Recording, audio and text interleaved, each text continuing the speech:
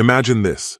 You leave for a quick business trip, and when you come back, your entire life has been ripped away. Your stuff dumped on the curb, a stranger sitting on your couch with your girl. But here's what she didn't know. The house, the car, the money, all in your name. She thought she won. She thought you'd crawl away quietly. But instead, you flipped the game. Want to know how to take back everything and leave a cheater with nothing? Hello, my friend. I'm so glad you stopped by my channel. If it's your first time here, don't forget to subscribe and like this video, as every like truly inspires me. Please tell me which city and country you watch this video from. Now, let's get started. After tossing my duffel into the trunk, I slid behind the wheel and pulled out my phone to check my flight details. Everything was as expected, just another routine work trip for the weekend. I'd done this countless times before. She barely acknowledged my packing, standing motionless in the doorway, arms crossed. No goodbye kiss, no reminder to text when I landed. Just a forced smile, the kind that felt more like an obligation than a genuine gesture. "You sure you'll be all right while I'm gone?" I asked, my gaze lingering on her face, searching for something beneath the surface. "Of course," she answered too quickly, her tone too light. "Have a good trip." That was it. No warmth, no extra sentiment. I hesitated, waiting, hoping for something to make the moment feel normal. But she had already turned away, stepping inside and letting the door close behind her. A dull knot tightened in my stomach, but I forced it down. Everyone had off days. Maybe she was just tired. Maybe I was overanalyzing. I shook off the unease and backed out of the driveway. The flight was smooth, uneventful. Once I checked into my hotel, I sent a quick text. "Just landed." Nothing. Odd. She always replied fast. I told myself she was busy and brushed it off. That night, after wrapping up my presentation, I called her. No answer. I tried again, straight to voicemail. Another text. An hour passed before she finally responded. "Sorry. Went to bed early. Long day." That was it. No follow-up. No, "How was your talk?" No, "Miss you." Something wasn't right. I scrolled through our past conversations, noticing the slow decline, the way our long exchanges had faded into brief, obligatory check-ins. It had been happening for weeks, subtly at first. Now, it was undeniable. Still, I let it go. Maybe she really was just exhausted. Maybe I was reading too much into it. Saturday afternoon, between sessions, I instinctively opened our shared location app. The tracker was off. My stomach twisted. She never turned it off. I sent a message. "Hey, everything okay? Your location's off." Silence. An hour. Then 2. I called. Voicemail. Dread gnawed at me. I opened Instagram and tapped her profile. A new story had been posted. Just a casual shot of the living room, except something was off. The layout was different. The pillows she always kept on her side of the couch were gone, replaced with ones I didn't recognize. A small change, but enough to make my pulse slow, my breath catch. I knew that room. I knew how she liked things. And this wasn't right. I replied to her story. "Looks good. You rearranged the living room?" Minutes later, she responded. "Felt like a change. You know how it is." But I did know, and this wasn't like her. Still, I convinced myself it was nothing, that I was making something out of nothing. My flight home was in less than a day. I'd talk to her then. I focused on the conference, pushing aside the unease, but deep down, I already understood. Something was happening, and I wasn't ready for it. My flight landed just after 7 in the evening. The usual airport chaos, the announcements, the shuffle of people, the carousel churning out luggage, blurred into background noise. My mind was locked on one thing: getting home. As I waited for my suitcase, I sent her a text. "Just landed. On my way soon." No response. By the time my Uber pulled onto our street, the streetlights had flickered on, casting faint pools of light over the pavement. Everything looked as it always did, familiar, unchanged, except for what was waiting at the curb. My stomach dropped. There, piled haphazardly on the sidewalk, were my things: suitcases, boxes, clothes spilling out onto the pavement, my office chair from the study, my gym bag, even my toothbrush still in its holder, perched absurdly at the top of a box, like some kind of twisted final touch. I didn't need to go inside to understand, but still I stepped out of the car, body moving on autopilot, mind struggling to catch up. A note lay on top of one of the boxes. Just 4 words. "You've been replaced. Don't enter." I stared at it. My breathing slowed, each inhale deliberate and measured. I should have felt something: anger, devastation, betrayal. Instead, a strange calm settled over me, hollow and cold. I turned toward the house, my house, and through the front window I saw her. She was on the couch. Our couch. A glass of wine in one hand, legs tucked beneath her, laughing. And beside her, one arm draped lazily across the back of the cushions, sat a man I had never seen before. At ease, at home, like he belonged there. She tilted her head ever so slightly, and for a fleeting moment, our eyes met. Her laughter ceased abruptly, caught somewhere between amusement and uncertainty. I remained motionless, refusing to give her the satisfaction of a reaction. Instead, I pulled out my phone, scrolled to our last conversation, and typed a single question. "Are you sure about that?" From my vantage point, I saw her glance down at her screen. Her expression wavered, confidence dimming, that air of superiority flickering like a candle in a draft. The telltale 3 dots appeared, vanished, then reappeared. I smirked to myself. Without another look in her direction, I turned, picked up my suitcase, and walked away. No outbursts, no dramatic confrontation, no desperate attempts at closure. She had made her decision. Now it was my turn. 10 minutes later, I checked into a hotel, just a short drive from what had once been our home. The receptionist barely acknowledged me, sliding the key card across the counter with the indifference of someone used to transient guests. She had no idea of the storm raging beneath my composed exterior. In my room, I didn't unpack, didn't shower, just sat on the edge of the bed, staring at my phone. No response from her. I exhaled slowly. This wasn't some meaningless mistake. It wasn't an accident she could wave away with excuses. No, this was deliberate, planned, a betrayal orchestrated down to the last detail before she cast me aside as an afterthought. But I wasn't going to base my next move on assumptions. I needed proof. So I called the one person I knew would give me the unfiltered truth. "Tell me everything," I said as soon as he answered. An hour later, I had it all. His name was Robert, a new hire at her office. Smooth talker. The kind of man who made a habit of cozying up to powerful women, leveraging their influence to climb the corporate ladder. This wasn't his first time playing the game. Their affair hadn't begun last weekend. Not even close. I scrolled through the evidence my friend had compiled. Screenshots, receipts, time-stamped photos, a dinner date 2 months ago, rideshare logs showing him arriving at my house when I was out of town, a company event she claimed to attend alone, except Robert had been right there with her. But what really caught my attention?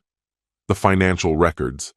Her credit card statements painted a clear picture: designer brands, expensive dinners, a hefty down payment on a new car. But she hadn't just been burning through her own money. She had been spending hours. I rubbed my jaw, piecing it all together. She thought she had secured a fresh start, built a new foundation. But what she failed to realize was that the entire structure rested on something she didn't own. The house? Mine. Her name had never been on the deed. The car? Leased under my name. The credit cards she had so recklessly maxed out? I had control over those.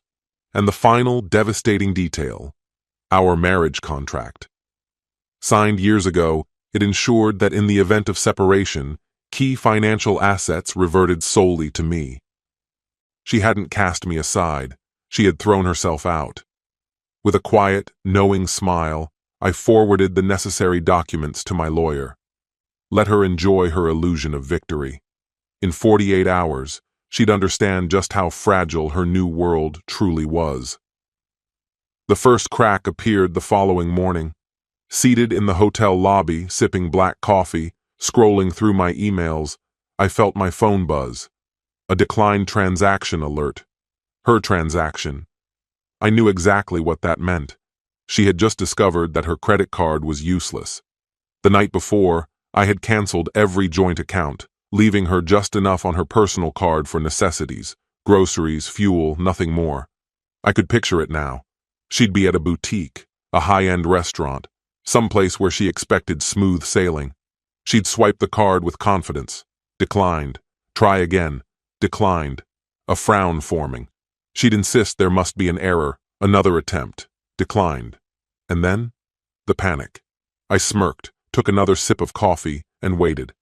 The text came soon enough. Hey, weird thing. My card isn't working. Did the bank block it? Casual. Testing the waters. Fishing for information, I typed back. Me. Not sure. You should probably call them. Read. No response. By noon, another fracture formed. A notification from the leasing company. Her car was set for repossession. She had adored that vehicle, flaunted it as a status symbol, but she had never bothered to check whose name was actually on the paperwork. By the time she realized something was wrong, the tow truck would already be en route. And, just as expected, another message buzzed through. Her. Where the hell is my car? Not our car. Not even my car. Her car. I shook my head and leaned back in my chair. Me. You mean the car on my lease? Should be back at the dealership soon. 3 dots appeared. Stopped. Disappeared. Then a phone call. I let it ring. Another call. Declined. A final text. Her. We need to talk. I didn't reply. And just like that, the perfect little world she had tried to build on deception and stolen security began to crumble, piece by piece. She had no idea what was about to hit her. By late afternoon, the email confirmation landed in my inbox. The eviction notice had been served. 48 hours. That was all the time she had left. I replayed the moment in my head once more. The sharp knock on the door, the envelope placed in her hands, the way her confident expression faltered as her eyes scanned the words. She had convinced herself that she had won, that she had managed to push me out of my own home. But the truth had always been on my side. She never had any claim to it. The first message came in faster than I had expected. Her. What the hell is this? A few seconds later, my phone buzzed with an incoming call. I let it go to voicemail. Another text followed, this time missing the bravado of the first. Her. I don't understand. Can we talk? I smirked as I typed my response. Me. Something wrong? I thought you had moved on. Then, I set my phone down and waited. Let her sit with it. Let her feel it sinking in. The world she had so carefully constructed was crumbling, and by the time the sun set tomorrow, there would be nothing left. When I woke the next morning, 9 missed calls stared back at me from my screen. She had finally realized the gravity of her mistake. I ignored them. I let the silence gnaw at her as I enjoyed my morning coffee. By noon, curiosity won over, and I checked the security feed. There she was, pacing outside, phone glued to her ear, running her fingers through her hair in frustration before storming back inside. She wasn't ready to admit defeat just yet, but she was close. At exactly 2 p.m., my phone lit up again, this time displaying an unfamiliar number. I already knew who it was before I even picked up. Listen, she snapped, irritation seeping into every syllable. I don't know what game you're playing, but I cut her off. You sound tense. A sharp exhale from the other end. We need to talk. We are talking. A pause. The hesitation was there now, lurking in her voice. She was struggling to hold on to whatever illusion of control she had left. Okay, she said, forcing composure into her tone. Can you just tell me what's happening? I leaned back, savoring the shift. Not long ago, she had dismissed me without a second thought, assuming I'd disappear without resistance. And now? Now she was the one grasping for answers. Which part? I asked. The credit cards? The car? The house? A bitter chuckle. So this is revenge? I smiled. No, this is reality. The silence stretched between us. What am I supposed to do? She finally asked. I nearly laughed. She had been so eager to erase me, so sure of her victory, that she had never stopped to consider what would happen when the floor was pulled from beneath her. Not my problem, I said evenly. I heard her inhale sharply. For a moment I thought she might break, but no, she wasn't there yet. Instead, she tried one last move. Maybe we can work something out, she said, her voice softer now, edged with the smallest hint of hope. Does it really have to end like this? And there it was. The shift from arrogance to desperation. I let the silence drag before delivering the final blow. You already made your choice. Then, I ended the call. The phone rang again almost instantly. I let it go unanswered. By evening, the movers had arrived. I had arranged everything, every last item under my name, to be removed, which meant, in short, everything. An hour later she appeared, just in time to watch the final pieces of furniture being loaded onto the truck. She didn't speak at first, just stood there, arms wrapped around herself, as she watched her illusion of power dissolve right in front of her. Then finally, she turned to me. You planned all of this? I met her gaze, unreadable. You planned it first. She had no response to that. Without another word, I got into my car and drove away. She had 48 hours left to exist in the empty shell of the life she thought she had stolen from me. And after that, she had nowhere to go. I didn't look back. There was nothing left to see. By the next morning, another flood of missed calls greeted me. I ignored them, just as I had before. Then came the texts. Her. I need to talk to you. Can we meet? Please. That last word, please, almost made me laugh. Almost. At noon, I checked the security cameras one last time. She was inside now, sitting in the middle of the bare living room, the same place where she had once lounged with him, sipping wine, pretending I no longer existed. Now, there was only emptiness. I knew exactly what was running through her mind. Reality had set in. No money, no car, no house, no Robert. He must have vanished the moment he realized there was nothing left to gain. Likely ghosted her the second he saw the eviction notice. Good. I let her sit in that moment for a little longer before sending one final message. Me. What do you want? This time she didn't hesitate. Can we talk? Just for a minute? Her message arrived, lingering on my screen. I let it sit unanswered, ensuring she felt the weight of silence. Only when I was ready did I reply, offering the name of a quiet cafe downtown, Neutral Ground. She was there ahead of me. Waiting had never suited her, but now she had no say in the matter. I took my time, stepping out of my car, making my way toward her table with deliberate slowness. She sat curled into herself, arms crossed tightly like she could hold together what was already broken. The woman who once carried herself with unwavering confidence now seemed hollow. No makeup, dark circles beneath weary eyes. She had built her world on a delusion, and now she sat in its ruins. I lowered myself into the chair across from her, saying nothing. She broke the silence first. I never thought it would come to this. Her voice was quiet, unsure. I raised a brow. You dumped my things on the sidewalk while I was gone. Exactly how much further did you think it would go? She winced, gaze dropping. I was being reckless. For once, you're right about something. My tone was even, unbothered. She exhaled sharply, her posture sinking as if the fight had already drained out of her. I messed up, okay? I know. I leaned back, arms crossed. I wasn't interested in apologies. She wasn't sorry for what she'd done, only for what she had lost. She edged forward, desperation slipping into her voice. It doesn't have to end like this. I let out a quiet, humorless laugh. We ended the moment you decided I was disposable. Her lips parted like she wanted to argue, but no words came. She had no ground left to stand on. I reached into my pocket, pulled out a small object, and slid it across the table. A key. She picked it up with hesitant fingers, her expression unreadable. "What is this?" "The copy you made when you changed the locks," I said, voice steady.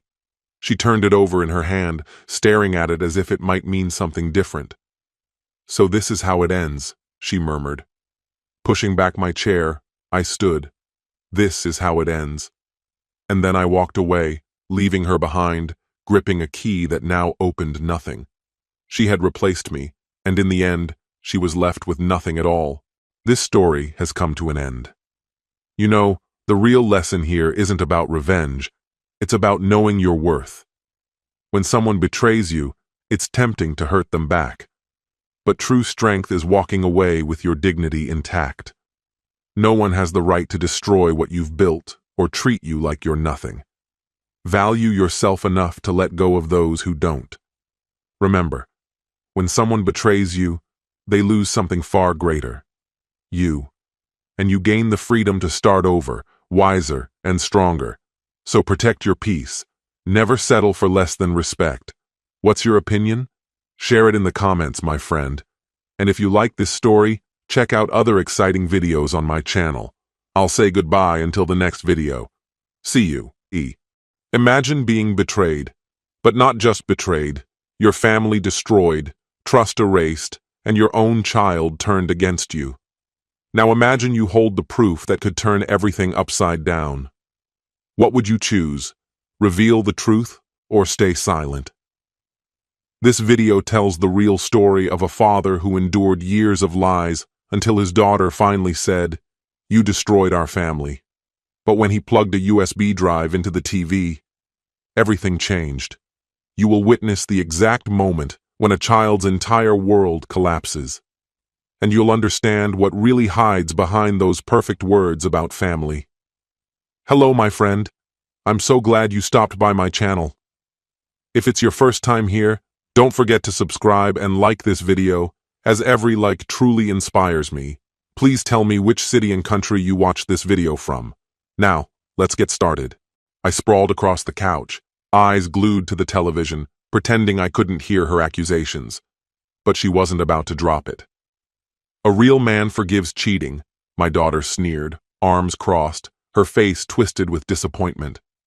The way she looked at me, it was as if I were the biggest failure she had ever known. "You destroyed everything over one mistake. That makes you weak." That was it.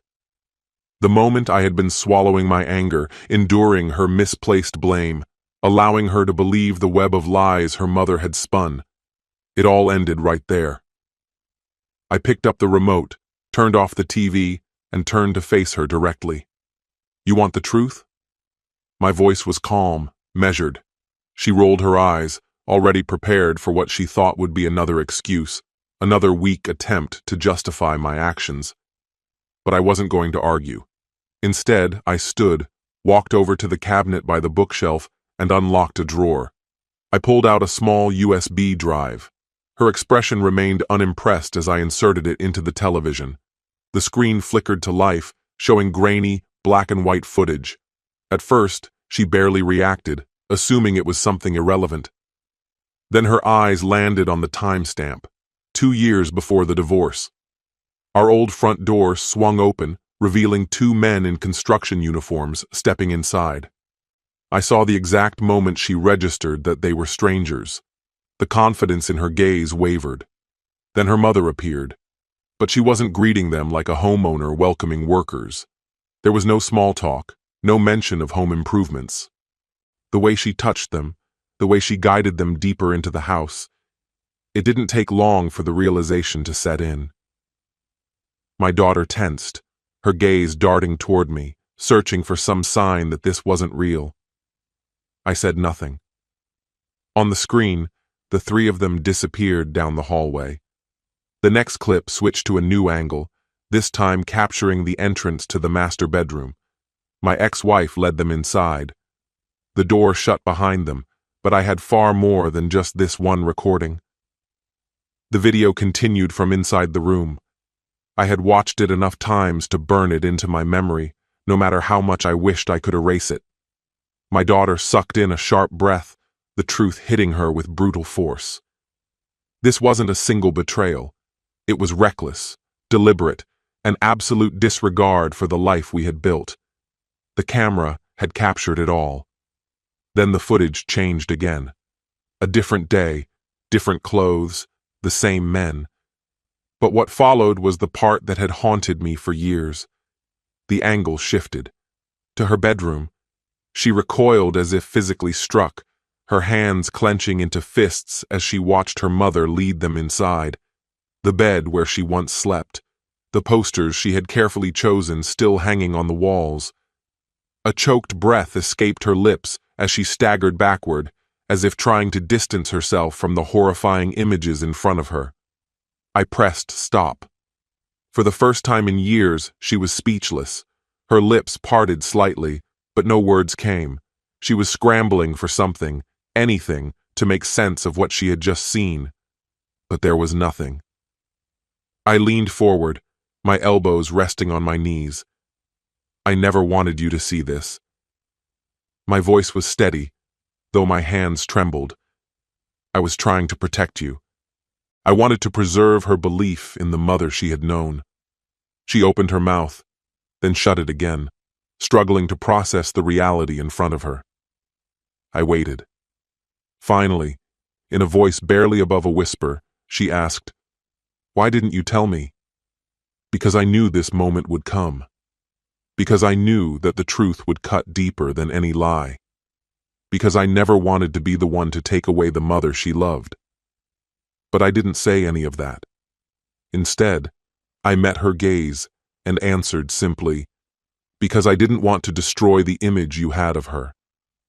Silence fell between us, thick and suffocating. The weight of something irreversible settled over the room. Then, so softly I almost missed it, she murmured, "I need to talk to her." I nodded. This wasn't over. She kept staring at the screen, her entire body tense, her arms crossed so tightly her knuckles turned white. I could see it, the way her mind raced, struggling to align this new truth with the story she had believed for so long. I leaned back, giving her space. I wasn't going to push her. She needed to process it on her own. After a long pause, she finally spoke. This could be fake, but her voice held no conviction. I picked up the remote and pressed play. The footage shifted. Another night, another angle. The same house, the same men, different clothes, the same betrayal. My ex-wife leading them into our bedroom as if it were routine. My daughter flinched but kept watching. Another clip, another night, another recorded act of faithlessness, clear as day in black and white. Her breath caught in her throat. This is edited." She tried again, but even she didn't believe it. I didn't argue. I pressed play on the next video. Sunlight streamed into the room this time, casting everything in stark clarity.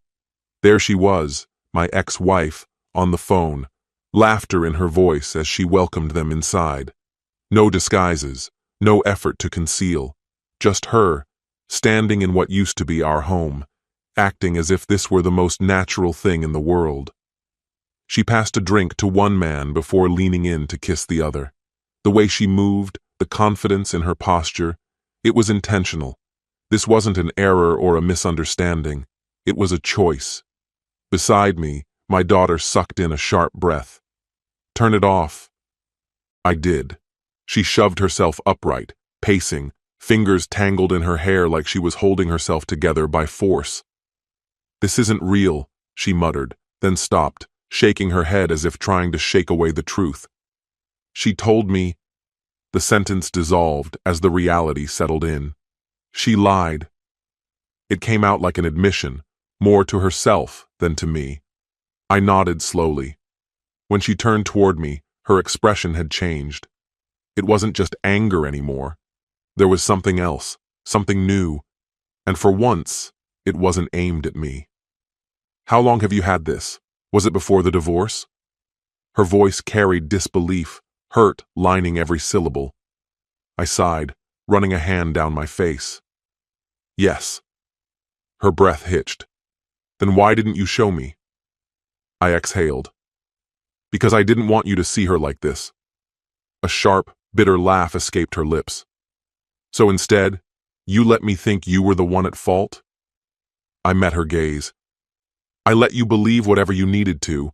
I wasn't going to drag you into it. I didn't want you to hate her. She scoffed, shaking her head. And yet, she had no problem making me hate you. I stayed silent. She collapsed onto the couch, staring at the floor as if searching for something solid. I was so sure, she whispered. I was so sure she wouldn't. The words trailed off, unfinished. They didn't need to be spoken. I already knew how they ended. She had built her mother up in her mind, untouchable, infallible. And now, that image had crumbled. The silence between us stretched before she finally spoke again. Was it just them? I hesitated. She caught it immediately. Dad. I let out a slow breath. No. She went still. Eyes locked on the floor, processing. Not just the footage, but everything. Every argument, every accusation. Every time her mother had insisted I was the one who tore us apart. And now, the truth was staring back at her. She lifted her head. Her voice was quiet, but steady. I need to talk to her. I nodded. I already knew how that conversation would go. She didn't hesitate. As soon as the shock solidified into something sharper, she grabbed her phone and dialed. I didn't try to stop her. She pressed it to her ear, her knee bouncing as the call rang. Then, finally, Mom. Her voice was taut, controlled. I couldn't hear the response, but I could imagine it, warm, casual, maybe even a laugh, wondering why she was calling. But my daughter didn't ease into it. We need to talk, now. A pause.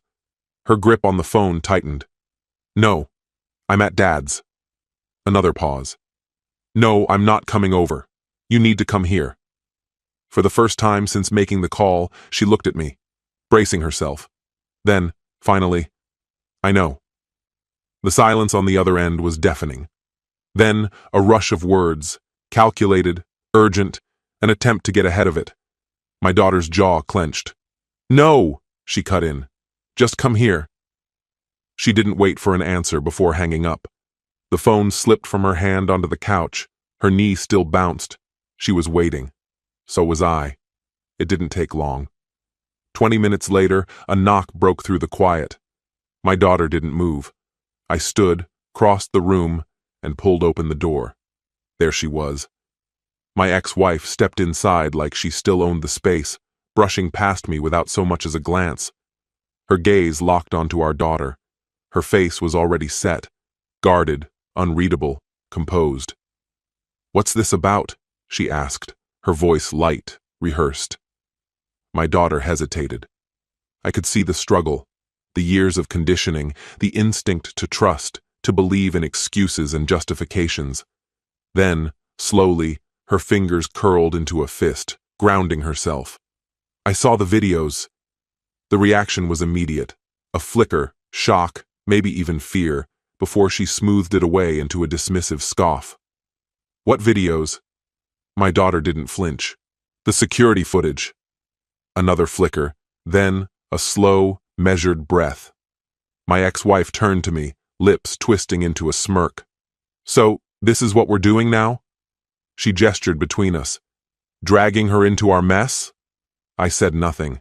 My daughter leaned forward. Just tell me the truth. Her mother sighed, like the whole thing was an inconvenience. Sweetheart, that was a long time ago. It didn't mean anything. My daughter recoiled as if struck. Then, quieter, but unshaken. You did it in my room. A heavy silence settled over the room. For the first time, my ex-wife looked unsettled, not ashamed, not flustered, just annoyed that the conversation had drifted beyond her control. "You don't know everything," she attempted. "Neither do you and Dad," my daughter retorted, her voice unwavering. "This isn't about him," my ex-wife countered. A brief pause followed as she assessed my daughter, adjusting her approach. Her voice softened. I was unhappy. I felt isolated. A sharp, incredulous laugh escaped my daughter. "So now it's his fault?" "No," she said quickly, shaking her head. "That's not what I'm saying. But marriage is messy. Relationships are never simple." My daughter's gaze hardened. "I don't care about your relationship. I care that you lied to me." There it was, the accusation laid out plainly, undeniable. My ex-wife hesitated. "I never wanted to hurt you." My daughter's tone turned frigid. "But you were fine with letting me blame him instead?" The last bit of control slipped from my ex-wife's grasp. Her expression stiffened, the softness vanishing from her voice. I did what I had to do. For a long moment, my daughter held her gaze, then stood without another word. She didn't glance at me as she left the room. The sound of her footsteps carried up the stairs, followed by the muted click of her bedroom door. My ex-wife exhaled sharply, shaking her head. So dramatic. I remained silent. She turned away, already reaching for her phone, likely preparing to reshape the story in her favor. But this time, I knew it wouldn't work. She hadn't even reached her car before dialing. Upstairs, my daughter's phone buzzed. No answer. Another call. Then a third. Frustration flickered across my ex-wife's face before she shoved the phone back into her purse. Turning to me, her expression sharpened. "Are you satisfied now?" I said nothing. She scoffed. "You just had to expose everything? After all we've been through?" I leaned against the doorway, arms folded. She deserved the truth. Bitterness twisted her face. She's a child. She doesn't understand marriage, what it really takes. She has no idea what it's like to feel invisible next to someone who barely notices you. I didn't respond. She let out a short, cynical laugh. "God, you're impossible. Just standing there, acting like you're above all of it, like you weren't part of the problem." She gestured vaguely, frustration tightening her features. "You think you were the perfect husband? You were distant, always more invested in work than in me." Ah, the familiar script.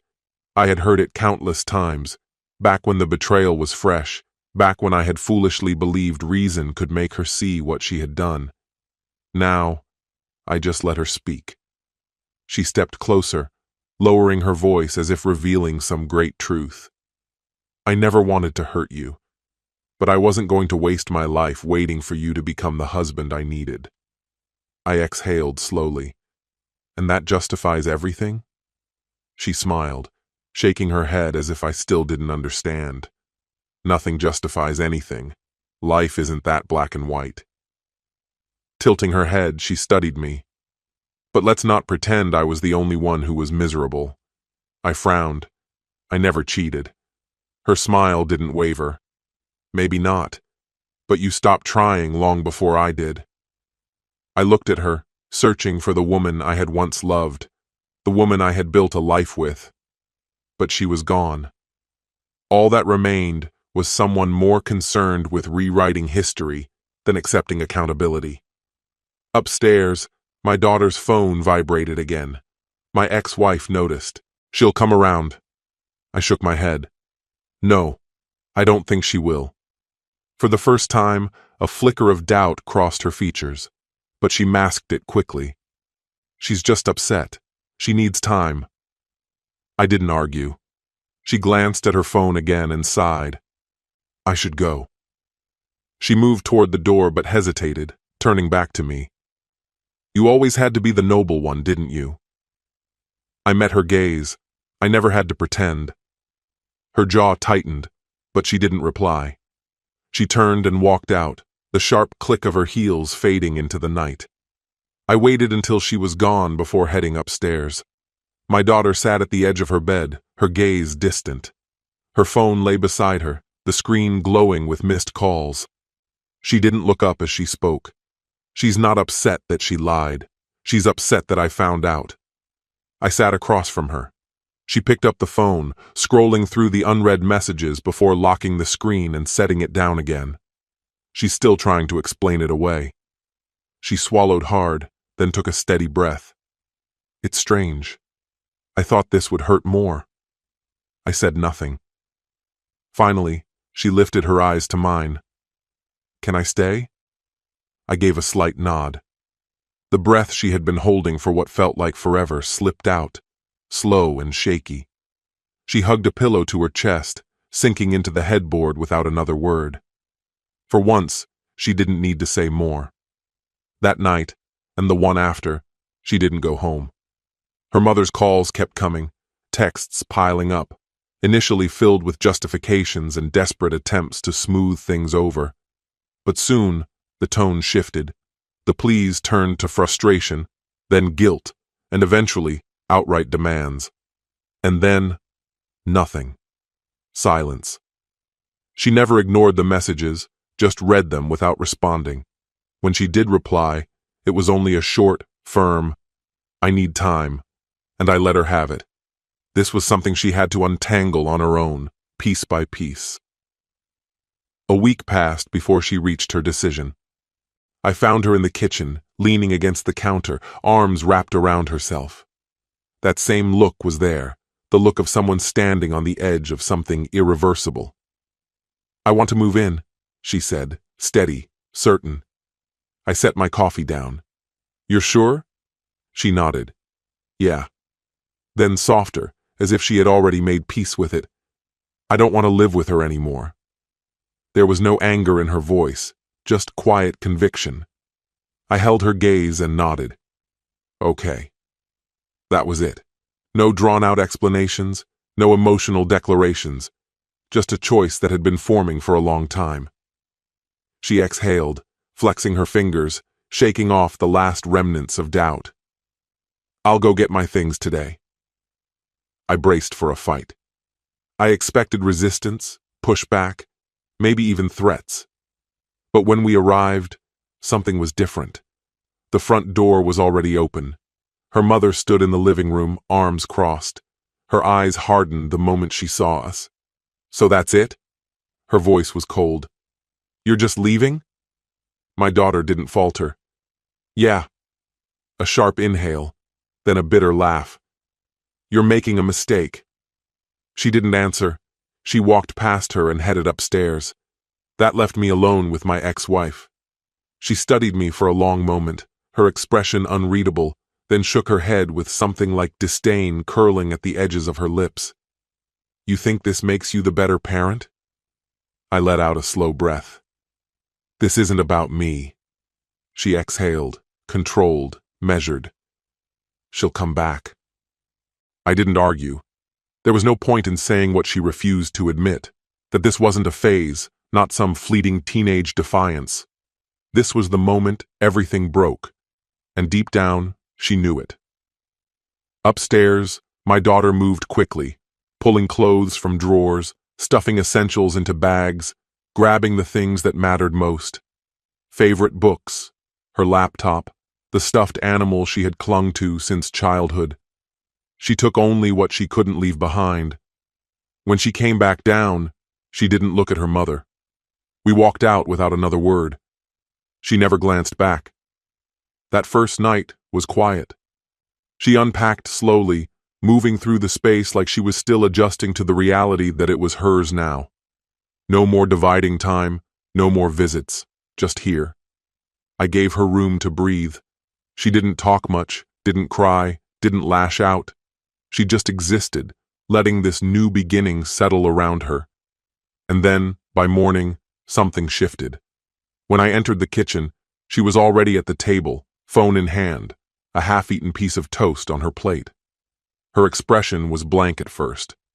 Then, she spoke. "She hasn't called." It took me a moment to process what she meant. After a week of relentless texts, endless attempts to pull her back, her mother had stopped. I wasn't sure what to say. I poured myself coffee and sat across from her. She let out a short breath, almost a laugh, but not quite. I guess she gave up. No bitterness, no anger, just quiet resignation. I took a sip of coffee. Or she doesn't know how to fix it. She shrugged, like it didn't really matter. She's always been good at ignoring things when they stop being convenient. It was the closest she had come to saying it out loud, to acknowledging what had been happening all along. The manipulation, the control, the way she had been used as a piece in a game she hadn't even realized she was playing. I didn't push. I didn't need to. She pressed the power button on her phone and set it carefully on the table. I don't regret walking away. I didn't think you would, I said. She leaned back in her chair, gazing up at the ceiling, her face unreadable. After a few quiet seconds, she turned her attention back to me. It still feels strange, though. For so long, I had assumed she was the one who cared more. She always insisted it was you who gave up first. Our eyes met, and she gave a small shake of her head, as if unsure what to believe anymore. She picked up a slice of toast, idly tearing it into smaller pieces.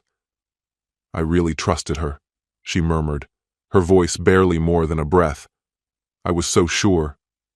I nodded slowly. It's hard to recognize the truth when you don't want to see it, I said. At that, she lifted her gaze, studying me as if truly seeing me for the first time. You never fought back. I exhaled softly. There was nothing to win. She thought about that, then let out a small, almost ironic smile. And now she's the one who has nothing to say. A heavy silence settled between us, stretching into something almost tangible.